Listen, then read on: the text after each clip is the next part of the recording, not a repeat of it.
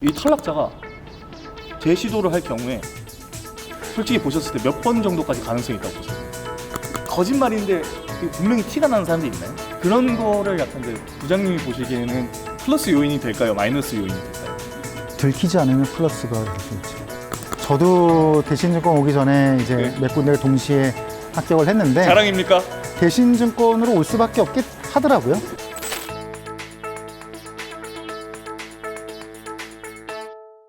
요새는 그런 얘기도 있거든요. 어떤 회사 같은 경우는 저희는 뭐 정장을 주로 이제 금융사다니까 정장을 입는데 정장을 안 입고 면접을 보는 데도 있다고 얘기를 들었던 것 같아요. 근데 그러면서 좀 등장한 단어가 지금 부장님이 입고 계시는 네. 복장이고 저도 뭐 이렇게 좀 입고 있는데 비즈니스 캐주얼이라고 하는 건데 대체 비즈니스 캐주얼이 뭐라고 생각하시나요? 인사부장님께서 생각하시기에. 저희는 보통 저희 회사 같은 경우는 금요일에는 비즈니스 캐주얼이 입도록 되어 있는데요. 네. 저도 오늘 금요일이어서 입고 왔는데 비즈니스 캐주얼이 좀 시간이 갈수록 애매해지는 것 같긴 해요. 점점 좀 편해지는 것 같고 예, 약간 비즈니스적인 곳에 가서도 무리 없으면서 자기의 개성을 드러낼 수 있는 되게 애매한 옷차림. 편이네요. 네, 그렇죠. 예, 뭐 그 정도라고 생각이 되어지고요.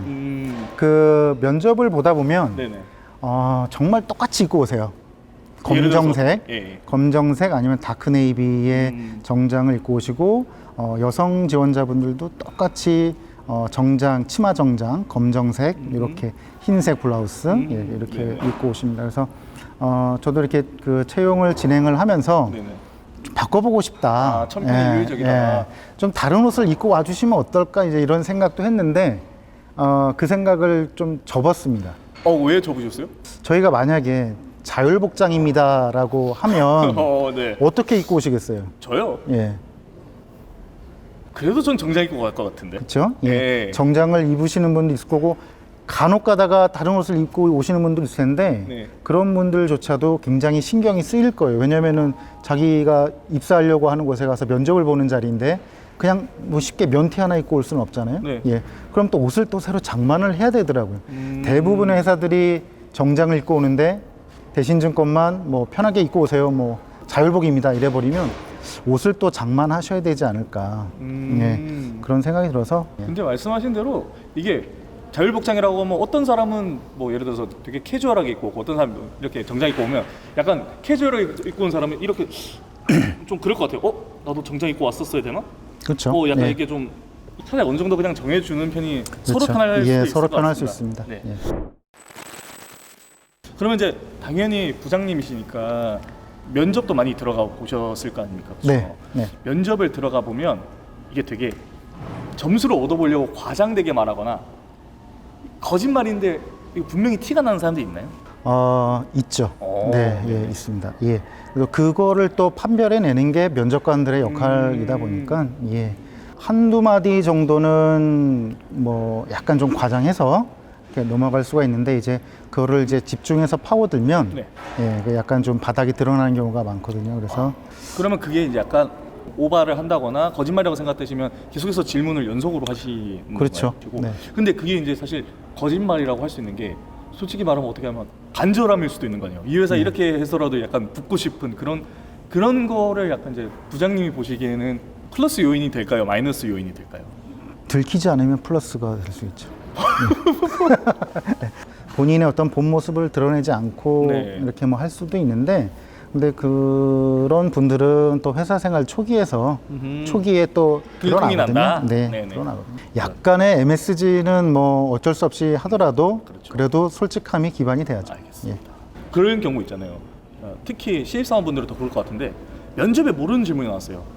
일단 그러면 죽이 되든 밥이 되든 어떻게든 얘기를 하는 게 좋을까요? 아니면은 솔직하게 이거는 제가 공부하지 않은 부분이라 잘 모르겠습니다. 이렇게 하는 게 오히려 나을까요? 어떻게 생각하세요? 아는 한도까지만 말씀하시고 네. 잘 모르겠다고 말씀하시는 게 낫습니다.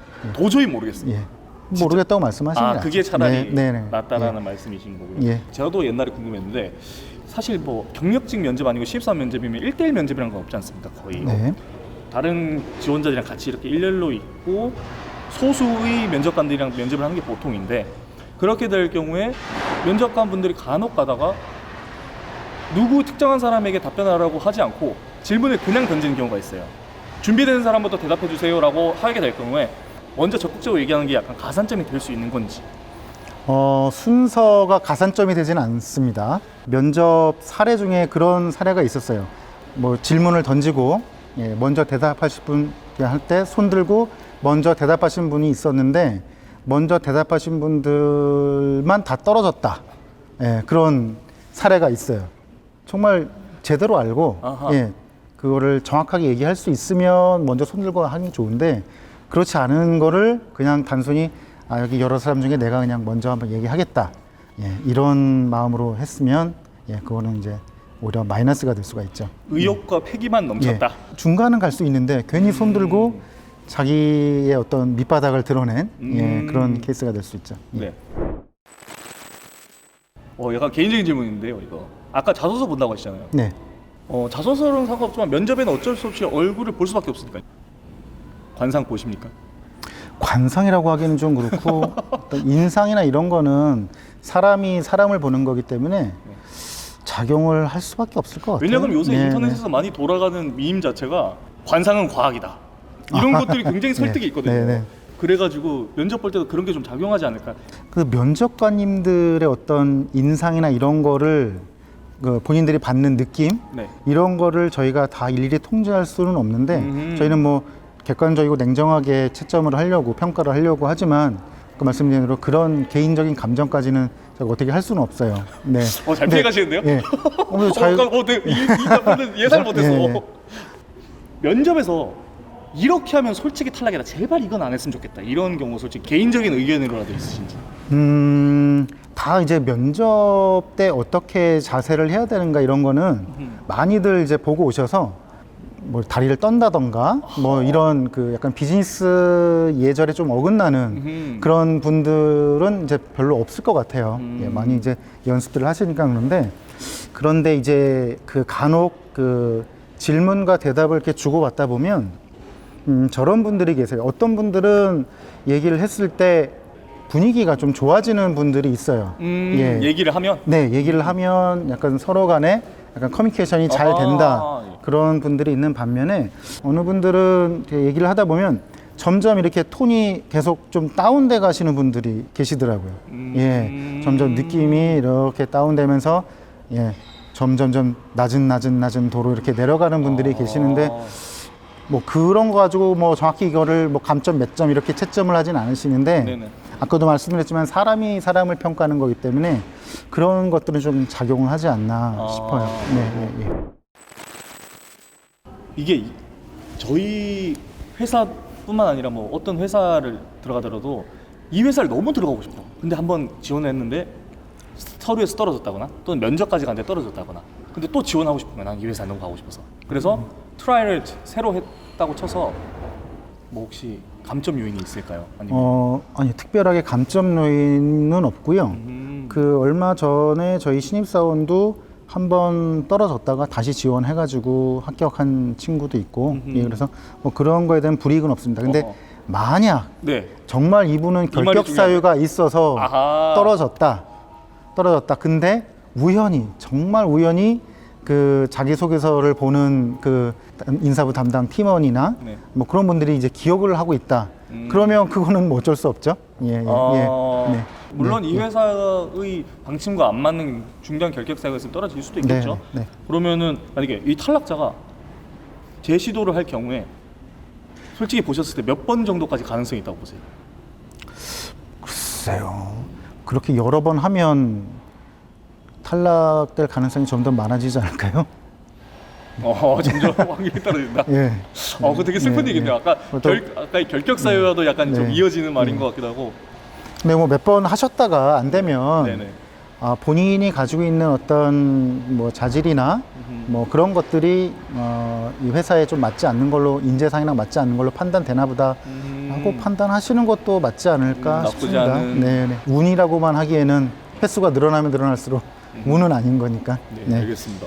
이거 약간 행복한 고민일 수 있는데 이 다음 질문은 두 군데 이상 합격을 했어요. 대신증권 붙고 다른 곳에 또 붙었고 또 다른 곳에 붙어 한 세 군데를 붙었는데 그럼 이럴 때 신입사원이 가장 적절한 대처법은 뭘까요? 교과서적인 답을 할까요? 어떨까요? 저는 사실 예능적인 걸 좋아합니다. 본인이 가장 일하고 싶은 데서 일하는 게 교과서적인 답이고요. 사실은 뭐 저도 대신증권 오기 전에 이제 네. 몇 군데를 동시에 합격을 했는데 자랑입니까? 뭐 자랑 반, 뭐 경험을 말씀드리는 게 좋지 않습니까? 저는 이 회사밖에 예. 못 붙었거든요. 고마워요 네. 대신증권. 근데 대신증권으로 올 수밖에 없게 하더라고요. 야 예. 결국 또 이런 식입니까? 왜냐면 다 이제 경쟁사들이고 와 정말 일정을 어느 정도 알기 때문에. 아, 네. 존경스럽습니다. 네. 자기 자랑으로 가시면서 네. 이게 회사 뭐- 이렇게 또 그 정도는 합격하는 거 아닌가요? 진짜 놀랍네요. 진짜 네. 대단합니다 정말. 증권사에서 네. 돈을 가장 많이 벌 수 있는 부서. 돈을 잘 버는 부서는 뭐 이거 말씀드려도 될지 모르겠는데 취업준비생분들이 상당히 정보력이 뛰어나서 어허 자기소개서에 이제 그런 거를 너무 많이 이제 밝히고 싶어서 너무 많이. 장황하게 이제 쓰시는 분들이 있는데 그거는 뭐 이렇게 썩 좋지는 않는 것 같아요.